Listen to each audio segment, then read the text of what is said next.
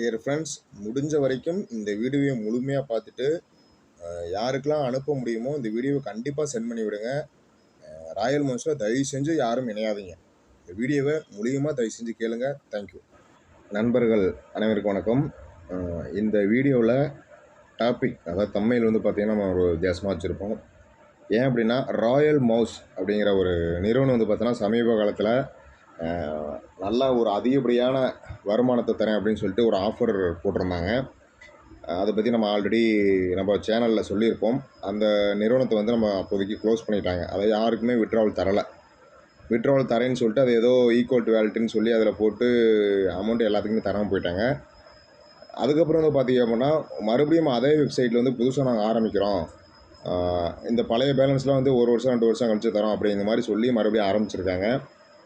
இப்போ பார்த்தீங்கன்னா, நம்மளோட சப்ஸ்கிரைப், அதாவது நம்ம மைவி3 உறுப்பினர் அவர்கிட்ட ஒரு நபர் பேசியிருக்காரு. அவருமே மைவி3 உறுப்பினர் தான். அவர் நம்ம ஐடி அவர் கீழே ஒரு அப்ளைனர். அவர் கீழே இந்த ராயல் மவுஸில் ஐடி போட்டிருக்காப்படி. அப்போ போட்டப்போ என்ன பண்ணிட்டாரு, ஃபஸ்ட்டு நீங்கள் 2600 பிளான்லேயே ஜாயின் பண்ணுங்கள், அதை கொடுத்து ரெஃபரல் பண்ணுங்கள், ஒரு ரெஃபரல் இருந்தாவே உங்களுக்கு மந்த்லி இன்கம்லாம் கிடைக்கும், நீங்கள் பெரிய பிளான்லாம் பண்ண வேணாம் அப்படின்னு சொல்லியிருக்காரு. அது சொன்னதும் இல்லாமல் அதில் நிறைய ஆஃபர் போட்டிருக்காங்க.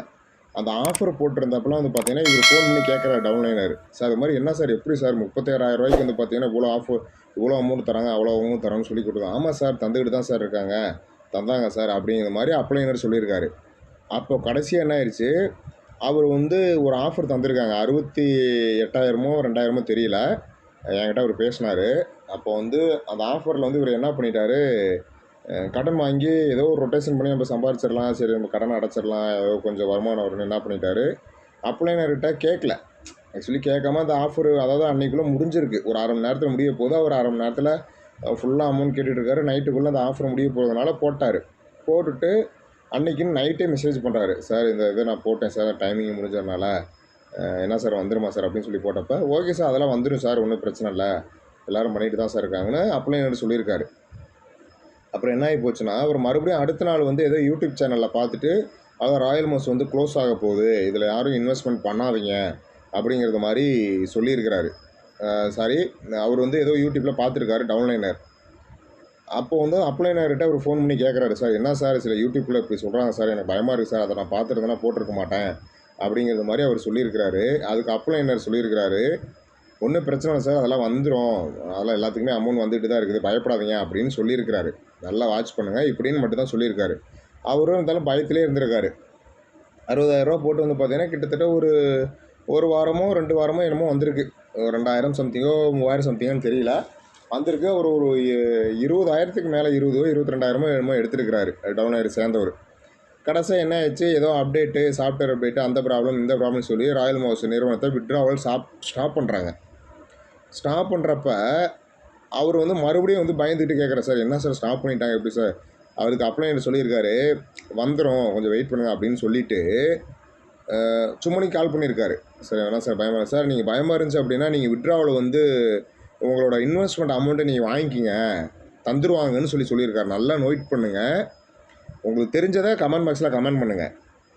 அவர் சொல்லியிருக்கிறாரு, சார் உங்களுக்கு அமௌண்ட்டு, நீங்கள் இன்வெஸ்ட்மெண்ட் அமௌண்ட்டு வேணாம் அப்படின்னா அதில் விட்ராவல் கஸ்டமர் கேர்கிட்ட பேசி உங்களோட அமௌண்ட்டை நீங்கள் எடுத்தது போகலாம் கிடையாது, எடுத்தது வரைக்கும் உங்களுக்கு இன்ட்ரெஸ்ட் மாதிரி வந்திருக்கும், நீங்கள் பே பண்ண அமௌண்ட்டை, அதை பை பண்ண அமௌண்ட்டை நீங்கள் வாங்கிக்கலாம் அப்படின்னு எப்போ விட்ராவல் நிப்பாட்டினதுக்கு அப்புறம் சொல்லியிருக்கிறாரு. ஓகேங்களா? அப்போ அவர் கேட்டிருக்கிறாரு, சார் இப்போ நீங்கள் இதை சொல்கிறீங்களே, நான் பயந்துக்கிட்டு இன்வெஸ்ட்மெண்ட் பண்ணதுக்கு அப்புறமும் 2வது நாளே நான் கேட்டேன்ல, அடுத்த நாளே கேட்டேன், அன்றைக்கே நான் கேட்டேன், அன்றைக்கி நீங்கள் இன்வெஸ்ட்மெண்ட் பண்ணதை நீங்கள் ரிட்டர்ன் எடுத்துக்குங்கன்னு நீங்கள் சொல்லியிருக்கலாம்ல சார், சொல்லியிருந்தால் நானும் பயத்தில் இருந்துட்டேன், அடுத்த நாள் தான் யூடியூப் சேனலை பார்த்தேன், அதை நிறுவனம் மூட போகிறதாக சொல்கிறாங்க, நீங்கள் அப்போ சொல்லியிருந்தீங்கன்னா நான் அந்த அமௌண்ட்டை, எனக்கு 10 நாளாக விட்ராவல் வந்துச்சுல, நான் அப்போ நான் ஃபுல் அமௌண்ட்டையும் நான் விட்ராவல் போட்டு ரெஸ்க்யூட் பண்ணி நான் வாங்கியிருப்பேன்ல அப்படிங்கிறது மாதிரி அவர் கேட்டிருக்கிறாரு. ஆனால் அப்போ அந்த அப்ளைனர் அந்த பதிலை சொல்லலை. விட்ராவலை ஸ்டாப் பண்ணதுக்கு அப்புறம் அந்த பதிலை சொல்லியிருக்காரு. சரி, அதையும் நம்பி இவர் என்ன பண்ணிட்டாரு, கஸ்டமர் கேர்கிட்ட பேசி நான் ஃபுல்லாக வாங்கிக்கிறேன், எனக்கு மெடிக்கல் எமர்ஜென்சின்னு சொல்லி அவர் கேட்டிருக்காரு. கஸ்டமர் கேரில் அவங்களோட அமௌண்ட் மெயின் வேலெட்டுக்கு ட்ரான்ஸ்ஃபர் பண்ணியிருக்காங்க ஃபுல் அமௌண்ட்டும். ஆனால் விட்ராவல் வரல. திங்கக்கிழமை வரும், மண்டே வரும், டியூஸ்டே வரும்னே சொல்லியிருக்காங்க. டோட்டலாக ஸ்டாப் ஆயிடுச்சு. அதுக்கப்புறம் அந்த அப்ளைனருக்கு வந்து மெசேஜ் பண்ணியிருக்காரு. கால் பண்ணி எந்த ஒரு ரெஸ்பான்ஸுமே கிடையாது. இத்தனைக்கும் அவர் யாருன்னே தெரியாது. சும்மானிக்கும் அவர் அப்ளைனர் என்ன பண்ணியிருக்கிறாரு, தூண்டியிருக்கிறாரு.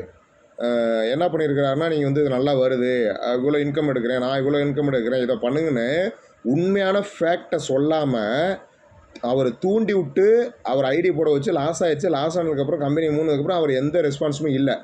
இப்போ வந்து பார்த்தீங்க அப்படின்னா ஒரு மெசேஜ் போடுறாரு. சார் வணக்கம், நான் வந்து பார்த்தீங்கன்னா அதே ராயல் மோஸில் வந்து நான் மறுபடியும் அமௌண்ட்டு 2600 போட்டிருக்கேன். இப்போ தான் அதில் இழந்ததை மீட்டரலாம்னு சொல்லி போட்டிருக்கேன். நீங்கள் பண்ணுங்கள் சார், விருப்பம் இருந்தால் பண்ணுங்கள் அப்படிங்கிற மாதிரி அந்த டயலாக்கே சொல்லி அப்ளைனர் பேசிகிட்டு இருந்திருக்கிறாரு. அப்போ வந்து இவர் என்ன சொல்லியிருக்காருன்னா, சார் எனக்கு வந்து இவ்வளோ தூரம் பேசுகிறீங்க, ஃபஸ்ட்டு போனதுலேயே எனக்கு 40,000 லாஸ், அதுவே மிகப்பெரிய கடனாயிருச்சு அப்படின்னு சொல்லி இவர் சொன்னப்போ நீங்கள் அந்த அவர் வந்து சொல்லியிருக்கிறாரு, நீங்கள் இப்படி சொல்லியிருக்கலாம்ல சார், நான் ஃபஸ்ட்டு 10 நாள் விட்ராவல் எடுத்தேன்ல, அப்பயே சொல்லியிருந்தீங்கன்னா நான் ஸ்டார்டிங் 2வது நாளே நான் ஃபுல் அமௌண்ட்டு வாங்கியிருப்பேன்னு சொல்லி கேட்டதுக்கு மைவி3 வந்து இழுத்து பேசுகிறாருங்க. பேசியிருந்திருக்கிறாரு. மைவி3 வந்து நீங்கள் எவ்வளவோ பேர் ஜாயின் பண்ணி விட்ருப்பீங்க, அதில் வந்து உங்களுக்கு அமௌண்ட் வந்துருச்சா, உங்களுக்கு என்ன கேஸ் ஸ்டேட்டஸ்ன்னு தெரியுமா, இதை வந்து இந்த கேள்வி கேட்குறீங்க அப்படிங்கிறாரு. இதுக்கும் மைவி3க்கும் என்னங்க சம்மந்தம் இருக்குது? மைவி3 இன்றைக்கும் மக்களிடத்துல எனக்கு தெரிஞ்சு ஒரு 50% மக்கள் வந்து ஒரு நம்பிக்கையோடு இருக்கிறாங்க. அதாவது கடைசியாக ஜாயின் பண்ணவங்க மட்டும்தான் பயத்தில் இருக்கிறாங்க. அதுக்கு முன்னாடி ஜாயின் பண்ணால் கண்டிப்பாக நிறுவனம் வந்துடும் அப்படிங்கிற ஒரு தைரியத்தில் தான் இன்னமும் போயிட்டுருக்காங்க. இன்னமும் கேஸ் நடந்துக்கிட்டு இருக்குது. அது மிக விரைவில் கேஸ் முடியும்னு வேறு சொல்லிகிட்டு இருக்காங்க. அப்படி ஒரு லைவில் ஒரு விஷயம் போய்கிட்டு இருக்குது.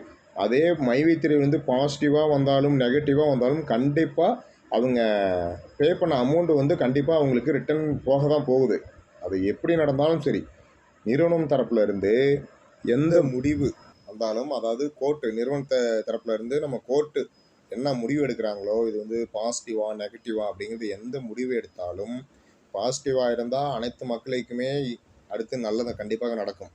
ஒருவேளை நெகட்டிவாக இருந்துச்சு அப்படின்னா கண்டிப்பாக பர்ச்சேஸ் பண்ண அனைத்து மக்களுக்குமே கோர்ட்டு வந்து கண்டிப்பாக பணத்தை வாங்கி கொடுத்துரும். இது வந்து சட்டம், இதில் எந்த விதமான மாற்றமும் கிடையாது. ஓகேங்களா? இப்போ லைவில் கேஸ் போய்கிட்டு இருக்கு. அது வந்து ஏதோ பாசிட்டிவ் நெகட்டிவ் நடக்க போகுது. இவர் வந்து அதை வந்து காரணம் காட்டி பேசுகிறாருங்க. இப்போ இவர் சொல்கிறாரு, இது ஆக்சுவலி வந்து இப்போ இன்னமும் ஒரு சில ஆஃபீஸ்க்கெலாம் வந்து வாடகை போய்கிட்டு இருக்கு அப்படிங்கிற மாதிரிலாம் சொல்கிறாங்க. சில விஷயங்கள் நல்லா மக்கள் இடத்துல நிறைய நம்பிக்கை போய்கிட்டு இருக்கு. இவர் எப்படிங்க ராயல் மவுஸும் மைவி3 நிறுவனத்தையும் அவர் வந்து கம்பேர் பண்ணி பேசியிருக்கிறாரு. இன்னைக்கு வந்து ராயல் மவுஸ் போயிடுச்சு அப்படின்னா எந்த ஆஃபீஸில் போய் நிற்பார், எந்த கவர்மெண்ட் கிட்ட போய் கம்ப்ளைண்ட் பண்ணுவார், இல்லை அப்படியே கம்ப்ளைண்ட் பண்ணாதான் வந்து கவர்மெண்ட் மீட்டு கொடுத்துருமா? ஆல்ரெடி நம்ம சேனலில் போட்டிருப்போம். ஜிபிஒய் இன்னும் நிறையா சம்திங் போட்டிருப்போம். அது மாதிரி கம்பெனிலாம் என்ன பண்ணுச்சு, நியூஸில் மட்டும் தான் பேட்டி கொடுக்க முடிஞ்சது. என்ன பண்ண முடிஞ்சது, ரிட்டர்ன் அமௌண்ட் வாங்கி கொடுத்துட்டாங்களா? முடியவே முடியாது, வாங்கி தரவும் முடியாது. அதெல்லாம் இன்னும் எத்தனை வருட காலம் ஆகுது தெரியாது. தயவுசெய்து சொல்கிறேன், அப்ளைனர் நீங்கள் சம்பாதிக்கணும்னா உங்களோட காசை போட்டு நீங்கள் ஏதோ பண்ணிட்டு போங்க. தயவு செஞ்சு ஒருத்தனை சம்பாதிக்க வைக்கணும், ஒருத்தனை பிடிச்சி தயவு செஞ்சு தூண்டாதீங்க, அவனுக்கு ஆசையை தூண்டாதீங்க, இது பண்ணாதீங்க.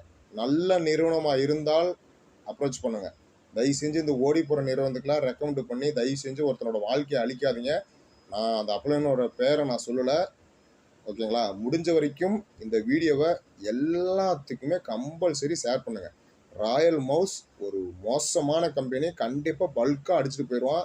எத்தனை பேர் அப்ரோச் பண்ணாலும் தயவு செஞ்சு இதில் ஜாயின் பண்ணாதீங்க. இது என்னோட அன்பான வேண்டுகோள். ஓகே, வீடியோவுக்கு மறக்காமல் ஒரு லைக் பண்ணிவிட்டு நம்மளோட சேனலை மறக்காமல் சப்ஸ்கிரைப் பண்ணிடுங்க. Okay friends, thank you.